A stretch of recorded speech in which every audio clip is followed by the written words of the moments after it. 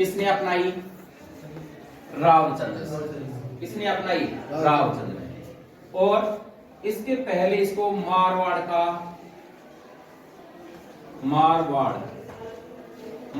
का प्रताप भी कहते हैं। क्या कहते हैं?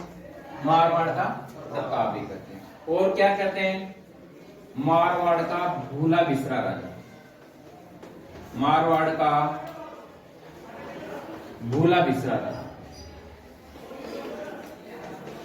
भूला बिसरा राजा। और इसको और क्या कहा जाता है?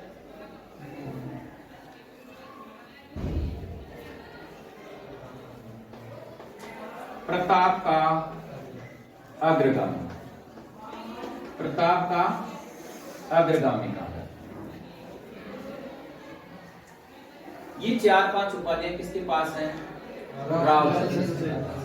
और इसके पिता राव मालदेव को किसकी उपाधि दी गई है? किसकी उपाधि दी गई है? हसमत वाला राजा। राव महादेव को किस नाम से जाना जाता था? हसमत वाले राजा के नाम से जाना जाता था। अब इसकी थोड़ी बहुत कहानी है, ज्यादा नहीं है। ज्यादा इसमें अपने को सबसे पहले तो देखना है कि जैसे प्रताप ने कार्य किए, मतलब प्रताप तो इसके बाद में था। इसको क्या कहा जाता है? प्रताप का अग्रगामी, मतलब प्रताप के पहले था। ये प्रताप के पहले था। तो इसने क्या किया? अब इस समय आप देख रहे हो ये बात है 1544, मतलब 1550 के पास बाद की बात है। समझे नहीं समझे भाई? 1544 में तो कौन था? मालदेव था। मालदेव के बाद में आता है। किसके बाद में आता है? मालदेव के बाद में आता है। तो जब मालदेव के बाद में आता है तो एक पानीपत का सेकंड युद्ध हुआ था। पानीपत का सेकंड युद्ध कब हुआ था? 56। हाँ, और उसकी तिथि भी, क्योंकि हम हिस्ट्री पढ़ते हैं तो हिस्ट्री में 56 नहीं पूछा जाता है। अब अपने को तिथि याद करनी जरूरी है। जैसे पंडित जी बताते हैं ना कि बैसाख शुक्ल तृतीया को आपको 11 बजे विवाह में बैठना है, समझिए? ऐसे थोड़ी बताते हैं कि बैसाख शुक्ल तृतीया को आपका विवाह है। वो बताते हैं बैसाख शुक्ल तृतीया को आपका 12 बजे का मुहूर्त है, 5 बजे का मुहूर्त है, 3 बजे का मुहूर्त है। बताते नहीं बताते? तो इसका मतलब पंडित जी को पूरा ज्ञान है कि वो 3 बजे सही है, उसके लिए अनुकूल क्या है? 3 बजे सही है, 2 बजे सही है, 5 बजे सही है, या 10:15 बजे से सवा का मुहूर्त निकालते ज्यादातर कि 10:15 बजे, 12:15 बजे, 1:15 बजे ऐसे मुहूर्त निकालते हैं। तो अब आपने क्या है, यदि अपनी हिस्ट्री पढ़ रहे हैं तो हिस्ट्री का अपने को पूर्ण नॉलेज होना चाहिए। और पूर्ण नॉलेज कहाँ है? जब हम तिथि याद रखते हैं। तो पानीपत का सेकंड युद्ध हुआ था 5 नवंबर 1556 को हुआ था। अब किस किस के बीच में होता?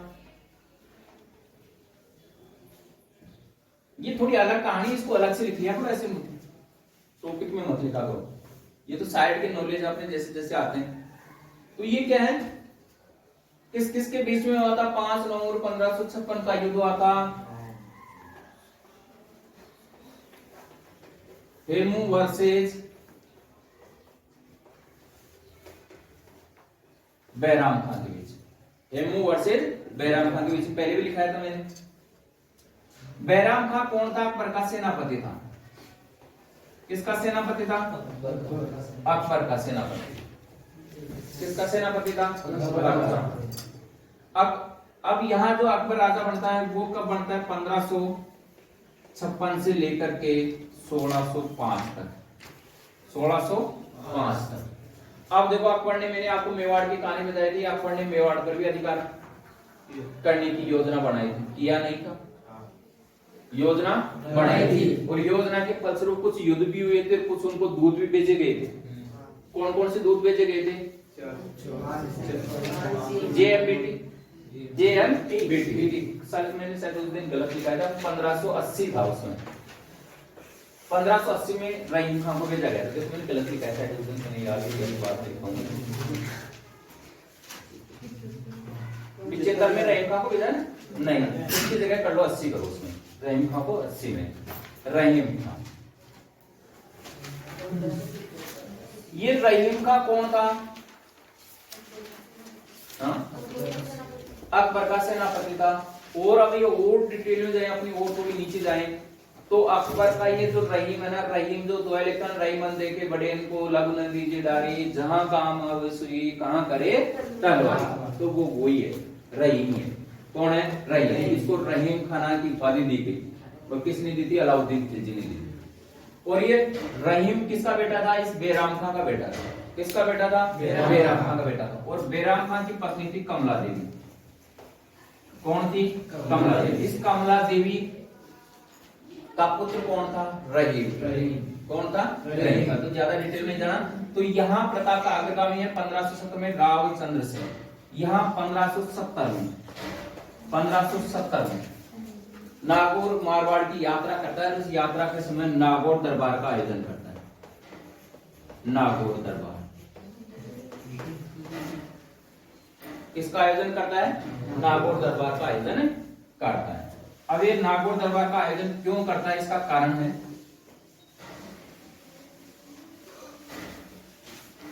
तो नागौर दरबार का आयोजन कब हुआ? 1570 में नागौर दरबार का। इस नागौर दरबार में ये अकबर ये देखता है कि मेरी अधीनता कौन कौन स्वीकार करता है। तो इस स्वीकार करता है, तो इस नागौर दरबार में यहां अपना आ जाता है, बीकानेर से तो आता है, बीकानेर से तो आता है कल्याणमल। कौन आता है? कल्याणमल आता है।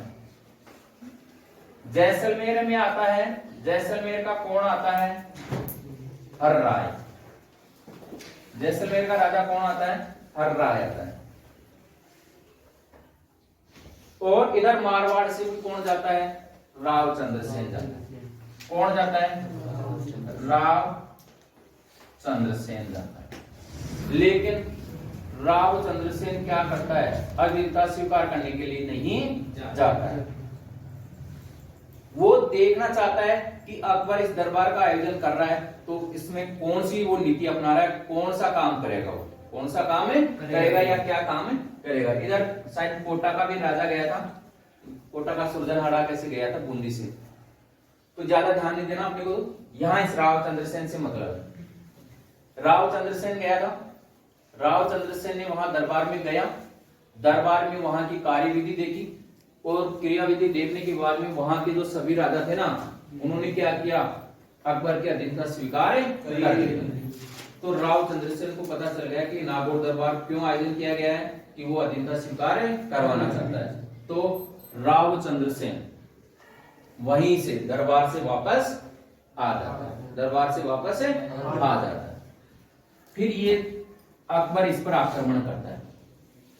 किस पर आक्रमण करता है? रावचंद्र सेन पर। रावचंद्र सेन पर रावचंद्र सेन पर आक्रमण करता है। तो यहां से ये भद्राजुम चला जाता है, भद्राजुम जाता है, फिर सोजत जाता है, ऐसे खूब जगह मतलब ढूंढता रहता है सोजत। और लगातार जैसे जैसे जहां जाता है ना, वो क्या करता है? अकबर से युद्ध भी करता रहता है। जैसे तात्या टोपे था ना, तात्या टोपे ने भी यहां युद्ध किया, हार गया, दूसरी जगह चला गया, फिर वहां सेना एकत्रित की, फिर युद्ध किया अंग्रेजों से, फिर हार गया, फिर आगे चला गया। ऐसे ही ये जो रावचंद्र सेन था, उसने भी कौन सी नीति अपनाई? छापा मारी। कौन सी युद्ध प्रणाली? छापा मार। मतलब जैसे जैसे उसको वो लगता था ना, सेना बना ली और कहीं राजा इधर उधर है, तो वो आक्रमण कर देता था। और ऐसी छापा मारी युद्ध प्रणाली किसने अपनाई थी? महाराणा प्रताप ने। महाराणा प्रताप ने भी ऐसे युद्ध किए। जैसे राजा का ध्यान भटका, अपने अधिकार क्षेत्रों पर अधिकार कर लेता, फिर राजा वापस आते, फिर हट जाता। तो रावचंद्र सेन भद्राजुम गया, सोजत गया, सीचियाप गया, सीचियाप भी जाता है यहाँ, सीचियाप। और सीचियाप का आज नाम हो गया ओसिया। क्या है? ओसिया। और ओसिया कहाँ है? जोधपुर में ही है। सीचियाप मिल गया। सीचियाप में यहाँ की जो एमएलए है, एमएलए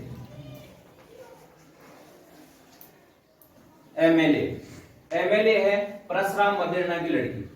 परशुराम मदेरणा की लड़की कौन है? परशुराम मदेरणा की लड़की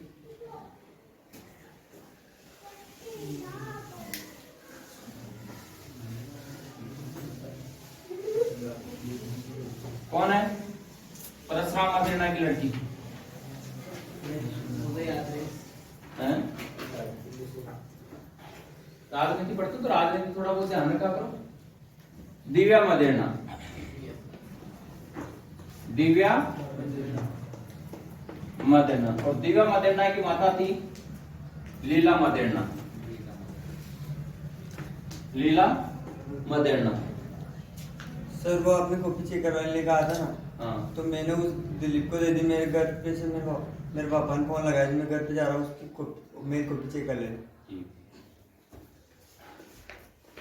दिव्या मदेरणा का पिता कौन था? परशुराम मदेरणा।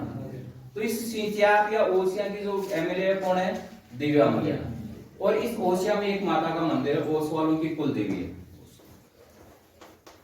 ओस वालों की कुल देवी, ओस वालों की कुल देवी हम देखते हुए आए हैं।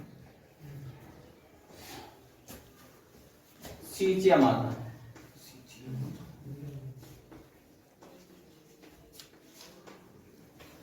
सिंचिया माता कहाँ है? ओसिया में। ओसिया भी माता भी कहते हैं उसको, ओसिया भी है तो ओसिया माता भी कहते हैं, सिंचिया माता भी कहते हैं। और किसकी देवी है? ओस वालों की कुल देवी।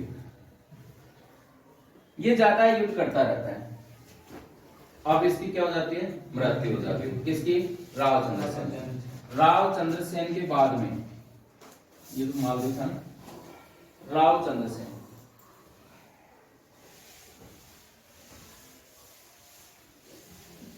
राव चंद्रसेन के बाद में मोटा राजा उदय सिंह आ जाता है। और उदय सिंह की लड़की होती है जगत गोसाई जोधाबाई, जगत गोसाई या जोधाबाई। और जगत गोसाई या जोधाबाई का विवाह अकबर के पुत्र सलीम से करवा देता है। तो मारवाड़ के राठौड़ में सबसे पहला वैवाहिक संबंध, मुगलों से वैवाहिक संबंध किसने स्थापित किया? वैवाहिक संबंध किसने स्थापित किया? मोटा राजा उदय सिंह। मोटा राजा उदय सिंह की लड़की का क्या नाम था? जोधाबाई। क्या था? जोधाबाई या जगत गोसाई, ये नाम था। और इसका विवाह किससे हुआ था? सलीम से हुआ। किससे हुआ था? सलीम से। अकबर के खूब सारे पुत्र थे, लेकिन एक ही जीवित बचा था, वो कौन था? सलीम था। और अकबर, ये तो गया मारवाड़ के राठौड़ों से वैवाहिक संबंध। फिर दूसरा आमेर के राठौड़ से वैवाहिक संबंध, आमेर के राठौड़ से। आमेर के राठौड़ से वैवाहिक संबंध किसने स्थापित किया?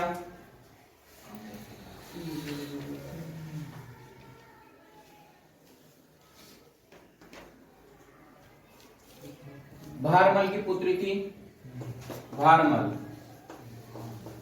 भारमल की पुत्री थी हरकाबाई। कौन? हरकाबाई जोधाबाई, हरकाबाई या जोधाबाई। और इसको अकबर ने इसका उपाधि दी थी बेगम मरियम उजमानी, बेगम मरियम उजमानी। उजमानी किसने उपाधि दी? अकबर ने। किसको दी? हरकाबाई या जोधाबाई। किस नाम से पुकारा इसको? बेगम मरियम उजमानी, बेगम मरियम उजमानी के नाम से उसने उपाधि दी थी। किसको दी थी? हरकाबाई या जोधाबाई। इसकी पुत्री है भारमल की पुत्री। और इसका विवाह किससे करवाया? अकबर से। भाई अकबर तो भी देगा इसको बेगम मरियम उजमानी की उपाधि। और इसका विवाह हुआ था 6 फरवरी, आज के 4 दिन बाद में, वो सॉरी 3 दिन बाद में। 6 फरवरी आ जाएगी? आएगी नहीं आएगी? हाँ, 6 फरवरी 1562। 6 फरवरी 1562 को हरकाबाई जोधाबाई का विवाह किससे हुआ? अकबर से हुआ। और अकबर ने हरकाबाई जोधाबाई को किस नाम से पुकारा? बेगम मरियम उजमानी के नाम से पुकारा। और इसी बेगम मरियम उजमानी के गर्भ से सलीम का जन्म हुआ। किसका जन्म हुआ? सलीम का। और सलीम को किस नाम से जाना जाता है? जहांगीर के नाम से जाना जाता है। अब इसका मूल्यांकन देख लेना, रावचंद्र का मूल्यांकन। रावचंद्र की विशेषता क्या क्या है? समझ गए? स्वतंत्रता प्रेमी था, समझ गए? इससे प्रतापी राजा था, जो भी है इसमें। अब इसके बाद में कौन है? दुर्गादास राठौर। दुर्गादास राठौर। राव चंद्रसेन के बाद में कौन आया? नहीं, मोटा राजा उदय सिंह। मोटा राजा उदय सिंह राजा बना। तभी तो ये अपनी पुत्री का विवाह। कौन थी पुत्री? हैं?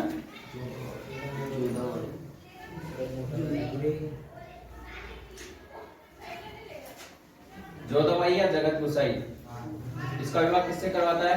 सलीम से। मोटा राजा उदय सिंह के बाद में आया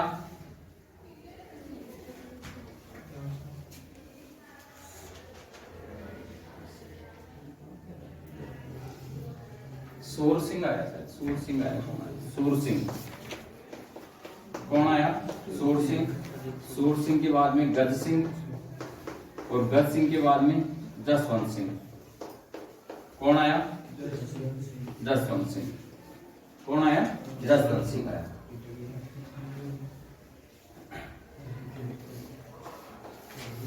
जसवंत सिंह। कौन आया? जसवंत सिंह। और इसकी कहानी थोड़ी कल पढ़ेंगे, इसकी पूरा याद नहीं। इसके दो पत्नियां थी, एक तो जसवंत दे थी और एक शायद रूपा दे कैसे थी। जसवंत इसकी क्या होता है, ये औरंगजेब के समय में शासन करता है। किसके समय में शासन करता है? औरंगजेब। और औरंगजेब का पिता कौन था? शाहजहां। कौन था? शाहजहां। और शाहजहां का पुत्र कौन था? औरंगजेब। औरंगजेब का पिता शाहजहां, तो शाहजहां का पुत्र कौन होगा? औरंगजेब। और इस औरंगजेब के कितनी संतान थी? 14 संतान। कितनी थी? 14। मतलब क्रिकेट टीम से भी 3 ज्यादा। हाँ, और वो भी बराबर बराबर थी। 7 प्लस 7। 7 प्लस 7। फिर 7 में से यहाँ तो -4 हो गए और यहाँ -3 हो गए, तो कितने बच गए? यहाँ तो 4 बच गए, यहाँ कौन बच गए? 3 बच गए। तो 3 तो थी रोहन आरा, जहां आरा। -3 हो गए, -3 बचे। अब देख लो तो इसमें 7 में से 4 गया तो 3 बचेंगे, और तो कौन से बचेंगे? इसलिए तो मेरे को गणित आती नहीं, मैं तो हिस्ट्री का आदमी हूँ। तो गणित तो आपको ही आती है। गणित तो आप नहीं सीखे, हमारे तो बहुत दिन पहले सीखी थी गणित। अब देख लो कितना बचता है, और ज्यादा बचता है तो बता दे। 3 ही बचेंगे। हाँ, तो रोहन आरा, गोहन आरा, जहां आरा। रोहन आरा, गोहन आरा और जहां आरा। 3 लड़कियों के नाम क्या हैं? रोहन आरा, गोहन आरा और जहां आरा। और 4 लड़के कौन कौन हैं? औरंगजेब। पहला लड़का औरंगजेब, दूसरा दारा, दारा सिंह नहीं, दारा। तीसरा मुराद, कौन? मुराद बख्श। और चौथा लड़का था शाहसुजा। शाहसुजा, शाहसुजा। अब इन्हीं चारों लड़कों के बीच में युद्ध होते हैं, उत्तराधिकारी युद्ध होते हैं। एक बार पहले मैंने आपको बताया था कि बाप के मरने के बाद में ही राजा बनता है, लेकिन औरंगजेब क्या हुआ था? पहले ही राजा बन गया। कितने वर्ष बाद में मृत्यु हुई थी शाहजहां की? 8 वर्ष बाद। खाना बनाया हुआ है ना, खा लूंगा वहां, तेरे को नहीं खाऊंगा कहीं। पंडित जी को खीर खिलाई थी, पंडित जी को सीजन आएगी खीर बनाने की, तब लेके आएंगे पंडित जी। तो सीजन कब आएगी? वर्षा ऋतु में खाते हैं ये वो सारी खीर जो खानी होती है ना। हमारे एक स्टाफ में आदमी था नागौर का, तो ऐसे ही कहते थे कि नागौर में क्या करते हैं, जैसे कोई हरी सब्जी आ गई। अब वर्षा ऋतु में क्या होती है? हरी सब्जी आती है, गुआर है ना, मोट है, मूंगफली है, और जो पेड़ पौधे की जो पत्तियां होती है ना, वो सारी हरी सब्जी की पूर्ति वर्षा ऋतु में कर लेते हैं। हरी सब्जी की पूर्ति कहाँ कर लेते हैं? वर्षा ऋतु में करते हैं। वर्षा ऋतु गई और पानी की कमी है, वहां पानी की कमी है, तो अब क्या करेंगे? सिलवट्टा आता है ना, सिलवट्टा मिर्ची बांट बांट के खाते हैं। क्या खाते हैं? मिर्ची बांट बांट। अब पंडित जी को तो क्या है कि वो सीजन है कि उसी में खीर बनाते हैं, उसके अलावा तो बस बंद हो गया। बस वहाँ खीर की पूर्ति तो बस उसी सीजन में करेंगे। कहाँ करेंगे? बस सीजन में करेंगे। खीर पीनी है, पी लो जितनी भी पीनी है बस सीजन में, फिर उसके बाद में खीर नहीं बनी। तो इसमें क्या है, सीजन की बात है। अब जलेबी वही सीजन में बनेगी, इनके जलेबी भी, और वो भी किसके श्राद्ध में दूसरे के जाएंगे आज इनका